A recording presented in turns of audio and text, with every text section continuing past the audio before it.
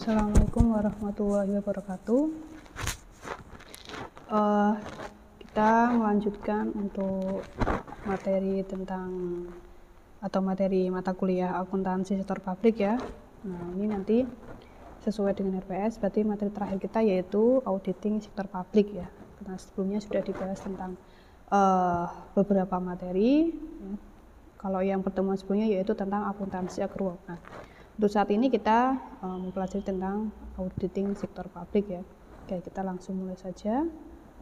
Jadi terkait dengan auditing sektor publik ya. Auditing atau pemeriksaan pada umumnya berada pada bagian akhir dari siklus pengelolaan keuangan ya. Auditing sektor publik secara khusus terkait dengan pemeriksaan keuangan negara ya. Nah, terkait dengan pemeriksaan keuangan negara ini merupakan proses identifikasi untuk beberapa hal ya terkait dengan masalah, kemudian analisis dan juga evaluasi yang dilakukan secara independen, objektif dan profesional berdasarkan standar pemeriksaan. Ya. Nah, kalau dalam auditing itu ada namanya standar audit, ada SA ya. Ada beberapa poin kalau dalam SA itu. Kemudian untuk menilai kebenaran, kemudian juga kecermatan, kredibilitas dan keandalan informasi mengenai pengelolaan dan tanggung jawab keuangan negara. Nah, jadi auditing merupakan tahap akhir ya dalam siklus pengelolaan keuangan. Jadi fungsinya adalah untuk melakukan pemeriksaan terkait dengan pengelolaan keuangan negara. Oke. Kemudian pengertian auditing sektor publik. Untuk auditing sektor publik merupakan pelaksanaan berbagai jenis pemeriksaan pada organisasi sektor publik ya. Secara umum, auditing atau pemeriksaan didefinisikan sebagai suatu proses yang sistematik untuk memperoleh dan mengevaluasi bukti secara objektif ya, atas asasi manajemen ya, mengenai peristiwa dan tindakan ekonomi. Kemudian membandingkan kesesuaian asasi manajemen tersebut dengan kriteria yang telah ditetapkan dan mengkomunikasikan hasilnya kepada pihak-pihak yang berkepentingan. Nah, biasanya kalau kita pernah bahas ya, untuk lembaga yang mengaudit sektor publik itu ada BPK atau Badan Pemeriksa Keuangan. Nanti setelah diaudit, maka dari hasil audit tersebut akan disampaikan ke beberapa instansi ya, misalkan kalau pemerintah provinsi ya, maka akan diserahkan ke pemerintah provinsi masing-masing atau gubernur masing-masing ya. Kalau untuk kabupaten atau kota, maka hasil tersebut akan diserahkan ke pimpinan masing-masing instansi seperti contohnya bupati atau wali kota gitu. Nah, kemudian peran auditing sektor publik ya. Ada dua di sini sebagai perwujudan tata kelola pemerintahan yang baik atau good governance ya, dan berperan sebagai pemegang fungsi atestasi ya, berupa pemberian opini auditor. Nah, kalau pernah kita lihat ya, untuk yang dokumen LHP itu kan ada beberapa informasi termasuk opini auditor, bahkan temuan juga sudah ada di situ ya. Nah, selanjutnya lingkungan hukum dan kelembagaan audit sektor publik. Yang pertama ada peraturan perundangan terkait audit keuangan negara atau daerah. Jadi ada beberapa undang-undang ya. Pelaksanaan audit pada organisasi sektor publik harus ada dasar hukumnya. Berikut adalah beberapa peraturan perundangan yang terkait dengan pelaksanaan audit sektor publik ya. Yang pertama terkait dengan UUD 1945 ya. Yang kedua Undang-Undang Nomor 17 Tahun 2003 tentang Keuangan Negara. Nah, ini pernah kita bahas ya di materi tentang SAP ya. Kemudian Undang-Undang Nomor 1 Tahun 2004 tentang Perbendaharaan Negara. Kalau ini pernah kita bahas di materi keuangan negara atau keuangan daerah ya. Kemudian yang keempat adalah Undang-Undang Nomor 15 Tahun 2004 tentang pemeriksaan pengelolaan dan tanggung jawab keuangan negara. Dan yang terakhir adalah yang nomor 5 Peraturan BPK RI Nomor 1 Tahun 2007 tentang standar pemeriksaan keuangan negara. Jadi ada beberapa peraturan perundangan ya yang mengatur tentang pemeriksaan keuangan. Kemudian untuk yang kedua yaitu kelembagaan audit sektor publik. Nah, untuk yang lembaga bertugas ya, lembaga yang bertugas untuk melaksanakan audit pada organisasi sektor publik di Indonesia itu dapat dikategorikan sebagai berikut. Yang pertama ada audit internal. Nah, ini ada beberapa kali sempat kita bahas ya, lembaga yang sifatnya dia memeriksa terkait dengan alokasi atau pengelolaan keuangan di beberapa instansi daerah gitu ya. Nah, kalau audit internal itu ada beberapa lembaga ya. Yang pertama yaitu Badan Pengawasan Keuangan dan Pembangunan (BPKP). Nah, yang kedua ada Inspektorat Jenderal atau Irjen pada departemen atau kementerian dan lembaga negara. Kemudian yang ketiga ada Inspektorat Provinsi atau Kabupaten atau Kota. Ya, ini fungsinya sebagai badan pengawas daerah. Nah, ini pernah saya jelaskan juga ya di beberapa materi bahwa terkait inspektorat ini tugas atau fungsinya itu hampir sama ya dengan lembaga pengawas lainnya, yaitu untuk mengawasi dan memeriksa terkait dengan keuangan atau pengelolaan keuangan daerah seperti itu ya. Kemudian yang keempat adalah Satuan Pengawasan Internal pada BUMN atau BHMN atau BUMD. Kemudian untuk yang kedua ya, audit yang kedua yaitu audit eksternal. Ini terdiri atas yang pertama Badan Pemeriksa Keuangan atau BPKRI yang sudah kita bahas berkali-kali dan punya namanya dokumen yaitu LHP ya. Dokumen yang dihasilkan oleh BPK dari pemeriksaan keuangan tersebut itu namanya LHP. Kemudian yang kedua ya, ada auditor eksternal independen yang bekerja untuk dan atas nama BPK. Nah, jadi bekerja sama dengan BPK. Gitu. Selanjutnya perbedaan audit internal dengan eksternal. Nah, di sini ada beberapa unsur ya yang membedakan antara internal dan eksternal, yaitu perspektif audit, kemudian tanggung jawab, kemudian tingkat independensi, kemudian penekanan audit, kemudian yang kelima ada kewenangan, dan terakhir adalah laporan audit. Ya. Jadi antara audit internal dengan eksternal itu beda. Khususnya kalau laporan audit ya, biasanya kalau di laporan audit kan dikeluarkan dari oleh siapa? Oleh KAP ya. Sedangkan kalau untuk yang eksternal ya, kalau untuk khususnya di sektor publik itu kan BPK. Tapi kalau yang untuk yang eksternal di sektor swasta itu kan ada namanya KAP ya. Nah itu. Oke. Selanjutnya jenis-jenis audit sektor publik. Nah, ada beberapa jenis audit pada organisasi sektor publik, yaitu yang pertama ada audit keuangan, yang kedua audit kinerja, yang ketiga audit dengan tujuan tertentu, dan yang keempat adalah audit forensik.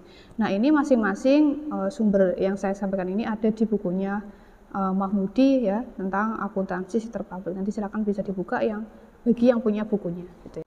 Oke, selanjutnya kita bahas untuk audit keuangan ya. Nah, masing-masing tadi penjelasan terkait dengan jenis audit ya. Nah, ini yang pertama adalah kita masuk ke audit keuangan. Yang pertama, audit keuangan adalah suatu proses yang sistematik untuk memperoleh dan mengevaluasi bukti secara objektif atas asersi manajemen mengenai peristiwa dan tindakan ekonomi. Kemudian membandingkan kesesuaian asersi manajemen tersebut dengan kriteria yang telah ditetapkan dan mengkomunikasikan hasilnya kepada pihak-pihak yang berkepentingan. Nah, ini contohnya seperti pengumpulan bukti-bukti ya, bukti-bukti terkait dengan aktivitas ya atau peristiwa atau mungkin tindakan ekonomi yang terjadi dalam satu entitas atau satu instansi gitu ya. Nah, kemudian terdapat 5 jenis opini yang dapat diberikan oleh pemeriksa auditor, yaitu yang pertama ada opini WTP ya atau wajar tanpa pengecualian, kemudian ada pendapat wajar tanpa pengecualian dengan paragraf penjelas, kemudian yang ketiga ada pendapat wajar dengan pengecualian, kemudian ada pendapat tidak wajar ya, dan yang terakhir adalah tidak memberikan pendapat. Ini sudah pernah dibahas ya untuk mata kuliah audit 1 maupun audit 2. Nah, jadi saya tidak perlu menjelaskan lebih lanjut ya. Kemudian tadi yang pertama adalah audit keuangan, yang kedua selanjutnya adalah audit kinerja. Ya. Untuk audit kinerja ini dilakukan untuk melakukan audit keuangan dan audit kepatuhan atas laporan keuangan. Audit keuangan dilakukan untuk memeriksa kewajaran laporan keuangan. Ya. Sementara itu, masalah ekonomi, efisiensi, dan efektivitas pengelolaan keuangan negara tidak menjadi fokus perhatian audit keuangan. Ya. Outcome, benefit, dan impact dari pengelolaan keuangan negara tidak diperiksa dalam audit keuangan. Ya. Jadi, bedanya dengan audit keuangan adalah kalau untuk yang audit keuangan itu kan mengumpulkan bukti-bukti ya, mengevaluasi bukti-bukti terkait dengan aktivitas atau peristiwa yang terjadi dalam lingkup ekonomi ya, dan juga memeriksa kewajaran dari laporan keuangan. Sedangkan kalau untuk yang audit kinerja itu ya seperti yang pernah kita bahas ya, kalau dalam laporan keuangan itu kan perlu di analisis rasionya ya. Kalau dalam sektor publik LRA itu kan kita bisa menganalisis efisiensi ya, efektivitas PAD, kemudian ada silpa, ada audit ya, kemudian juga terkait dengan kemandirian ya, dan juga ada derajat desentralisasi fiskal. Nah itu kan semua ditujukan untuk mengevaluasi, menganalisis kinerja dari sektor publik ya, dari laporan keuangannya. Nah itu maksudnya dalam audit kinerja. Oke, jadi outcome, benefit, kemudian juga impact ya, impact jangka panjang maupun jangka pendek dari pengelolaan keuangan negara itu tidak diperiksa dalam audit keuangan, tapi diperiksa dalam audit kinerja. Gitu. Kemudian, audit kinerja bermanfaat untuk memeriksa apakah keuangan negara telah diperoleh dan digunakan secara ekonomis, efisien, dan juga efektif, dan tidak terjadi pemborosan. Ya. Kemudian tidak terjadi kebocoran, salah alokasi, dan salah sasaran, serta telah mencapai tujuan. Nah, ini fungsi dari audit kinerja. Ya. Oke. Kemudian, yang ketiga adalah audit dengan tujuan tertentu. Yaitu pemeriksaan yang dilakukan dengan tujuan khusus di luar pemeriksaan keuangan dan pemeriksaan kinerja. Termasuk dalam pemeriksaan dengan tujuan tertentu ini adalah pemeriksaan atas hal-hal lain yang berkaitan dengan keuangan dan audit investigasi. Gitu ya. Jadi kalau memang ternyata ada indikasi kesalahan atau kebocoran ya, atau inefisiensi pengalokasian dana, kemudian ada mungkin koreksi kesalahan, nah itu nanti bisa dimasukkan dalam audit dengan tujuan tertentu. Jadi untuk memeriksa kira-kira dari permasalahan ini itu apa saja yang menyebabkan ya atau menjadi faktor. Ya, kemudian nanti akan diperiksa dan juga nanti akan diinvestigasi dan nanti akan diberikan evaluasi dan juga rekomendasi. Nah, itulah ya untuk tujuan tertentu. Kemudian yang keempat adalah audit forensik. Nah, untuk audit forensik atau yang lebih dikenal dengan akuntansi forensik merupakan disiplin ilmu yang relatif baru dalam akuntansi. Nah, sekarang itu ada prodi ya, prodi sendiri yang membuka tentang atau yang membuka jurusan tentang audit forensik. Nah, atau akuntansi forensik itu ada, atau apa namanya, konsentrasi ya, sekarang sudah menjadi konsentrasi akuntansi forensik atau audit forensik. Nah, perkembangan akuntansi forensik dilatar belakangi dengan munculnya krisis keuangan dan kebangkrutan perusahaan-perusahaan yang disebabkan oleh tindakan kecurangan atau fraud ya, dan manipulasi laporan keuangan khususnya di sektor swasta. Nah, kita pernah mungkin yang sudah pernah mendapatkan teori akuntansi ya, atau mungkin kalau belum ya nanti kita bisa belajar lagi. Jadi kalau di teori akuntansi itu sempat kita bahas terkait dengan adanya kasus Enron and WorldCom. Nah, itu nanti di dalamnya termuat beberapa informasi terkait dengan adanya kecurangan ya yang dilakukan oleh perusahaan dengan pihak KAP-nya ya, di situ. Nah, kemudian ya, untuk audit forensik di Indonesia khususnya di sektor publik dapat dilakukan oleh KPK, BPK, BPKP, dan PPATK. Nah, ini beberapa lembaga ya yang bisa melakukan tugasnya sebagai pemeriksa keuangan ya. Sementara itu untuk sektor swasta audit forensik dapat dilakukan oleh KAP. Nah, tadi ya, kalau sudah masuk dalam tahap audit forensik itu biasanya nanti langsung berhadapan langsung dengan meja hijau ya atau persidangan. Nah, itu membedakan antara audit forensik dengan audit dengan tujuan tertentu ya. Di sini kalau memang sudah ada kesalahan maka itu akan berkaitan langsung dengan meja hijau ya atau lembaga terkait KPK ya, kemudian pengadilan ya, seperti itu. Kemudian terkait dengan review laporan keuangan ya. Untuk review atas laporan keuangan pemerintah daerah dilakukan dengan langkah-langkah berikut. Yang pertama adalah perencanaan. Ya. Dalam perencanaan meliputi beberapa unsur ya, yaitu yang pertama pemahaman atas entitas, ya, meliputi pemahaman latar belakang dan sifat dari lingkungan operasional entitas pelaporan, kemudian pemahaman proses transaksi yang signifikan, dan pemahaman terhadap prinsip dan metode akuntansi dalam pembuatan laporan keuangan. Ya, kemudian yang kedua, unsur yang kedua ya penilaian atas sistem pengendalian internal dilakukan dengan memahami sistem dan prosedur pengelolaan keuangan daerah, kemudian melakukan observasi dan atau wawancara dengan pihak terkait di setiap prosedur yang ada. Ya, kemudian yang ketiga melakukan analisis atas resiko yang telah diidentifikasi pada sebuah kesimpulan tentang kemungkinan terjadinya salah saji material dalam laporan keuangan. Dan melakukan analisis atas risiko yang telah diidentifikasi pada sebuah kesimpulan tentang langkah-langkah pelaksanaan review. Nah, ini untuk penyusunan program kerja review itu memuat beberapa langkah ya. Yang pertama langkah kerja review, kemudian teknik review, sumber data, pelaksanaan, dan juga waktu pelaksanaan. Ya. Kalau pelaksanaan ya meliputi persiapan, penelusuran angka, permintaan keterangan, dan prosedur analitis. Nah, ini ada 3 tahap ya, penyusunan, pelaksanaan, dan pelaporan. Kalau pelaporan berarti terkait dengan pelaporan laporan keuangannya itu tadi. Ya. Kemudian kita beralih ke standar auditing sektor publik. Jadi di Indonesia terdapat standar auditing yang dikeluarkan oleh Ikatan Akuntan Indonesia, yaitu Standar Profesional Akuntan Publik (SPAP), ya, yang diperuntukkan bagi auditor dalam pemeriksaan keuangan. Ya.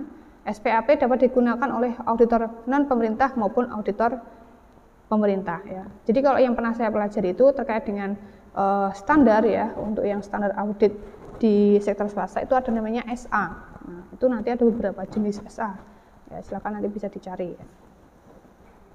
Kemudian pada tingkat internasional terdapat standar auditing yang dikeluarkan oleh International Organization of Supreme Audit Institution atau INTOSAI. Nah, ini tingkat auditing tingkat internasional, gitu ya. Nah, kemudian tanggung jawab manajemen, auditor, dan lembaga audit. Nah, untuk pengelolaan dan tanggung jawab keuangan negara menjadi tanggung jawab semua pihak ya, tidak hanya manajemen selaku pihak yang diaudit, tetapi juga menjadi tanggung jawab auditor sektor publik, gitu ya. Nah, yang pertama, tanggung jawab manajemen entitas yang diperiksa. Nah, ini ada beberapa tanggung jawab ya. Ada 4. Ya. Yang pertama, mengelola keuangan negara secara tertib, ekonomis, efisien, efektif, transparan, dan bertanggung jawab dengan memperhatikan rasa keadilan dan keputusan ya, sesuai dengan ketentuan peraturan perundang-undangan yang berlaku. Nah, yang kedua, menyusun dan menyelenggarakan pengendalian internal yang efektif. Yang ketiga, menyusun dan menyampaikan laporan pengelolaan dan tanggung jawab keuangan negara secara tepat waktu. Dan yang keempat adalah menindaklanjuti rekomendasi BPK serta menciptakan dan memelihara suatu proses untuk memantau status tindak lanjut atas rekomendasi yang dimaksud, gitu ya. Nah, jadi kalau sudah ada rekomendasi, ya maka harus ditindaklanjut untuk perbaikan ke depannya, gitu ya. Kemudian yang kedua, tanggung jawab pemeriksa atau auditor. Ya, ada 4 tanggung jawab. Ya. Ada berapa ini? Ada 7. Ya. Yang pertama adalah pemeriksa secara profesional bertanggung jawab merencanakan dan melaksanakan pemeriksaan dalam melaksanakan tanggung jawab profesionalnya. Ya. Pemeriksa harus memahami prinsip-prinsip pelayanan kepentingan publik serta menjunjung tinggi integritas, objektivitas, dan juga independensi. Ya. Kemudian yang kedua, pemeriksa harus mengambil keputusan yang konsisten dengan kepentingan publik dalam melakukan pemeriksaan. Yang ketiga, untuk mempertahankan dan memperluas kepercayaan publik, ya, pemeriksa harus melaksanakan seluruh tanggung jawab profesionalnya dengan derajat integritas yang tertinggi. Gitu. Yang keempat, pelayanan dan kepercayaan publik harus lebih diutamakan di atas kepentingan pribadi. Kemudian yang kelima, pemeriksa harus objektif dan bebas dari benturan kepentingan atau conflict of interest ya, dalam menjalankan tanggung jawab profesionalnya. Ya, jadi harus independensi dan bebas dari kepentingan. Ya. Tidak ada yang namanya keluarga adalah auditor ya, tidak ada yang namanya tetangga atau tidak ada yang namanya kenalan ya. Semuanya harus objektif dan juga independen ya. Kemudian pemeriksa bertanggung jawab untuk menggunakan pertimbangan profesional dalam menetapkan lingkup dan metodologi, menentukan pengujian dan prosedur yang akan dilaksanakan. Dan yang ketujuh, pemeriksa bertanggung jawab untuk membantu manajemen dan para pengguna laporan. Ya, itu tadi untuk tanggung jawab dari auditor. Kemudian yang ketiga yaitu tanggung jawab organisasi pemeriksa. Nah, di sini ada beberapa tanggung jawab ya. Yang pertama independensi dan objektivitas dipertahankan dalam seluruh tahapan pemeriksaan. Ya. Yang kedua, pertimbangan profesional ya, atau professional judgment digunakan dalam perencanaan dan pelaksanaan pemeriksaan dan pelaporan hasil pemeriksaan. Kemudian yang ketiga, pemeriksaan dilakukan oleh personil yang mempunyai kompetensi profesional dan secara kolektif mempunyai keahlian dan pengetahuan yang memadai. Ya, jadi tidak boleh sembarangan ya kalau tanggung jawab pemeriksa. Di sini kalau untuk yang anggota yang termasuk dalam PPK itu memang harus punya sertifikasi sendiri ya. Sertifikasi auditor yang nanti bisa menunjukkan bahwa adanya kompetensi profesional ya dalam diri si pemeriksa ya, dan juga bisa mempunyai keahlian korektif ya terkait dengan audit gitu ya. Kemudian yang keempat adalah peer review yang independen dilaksanakan secara periodik dan menghasilkan suatu pernyataan apakah sistem pengendalian mutu organisasi pemeriksa tersebut dirancang dan memberikan keyakinan yang memadai sesuai dengan standar pemeriksaan. Oke. Nah, tadi ya untuk untuk tanggung jawab dari organisasi pemeriksa.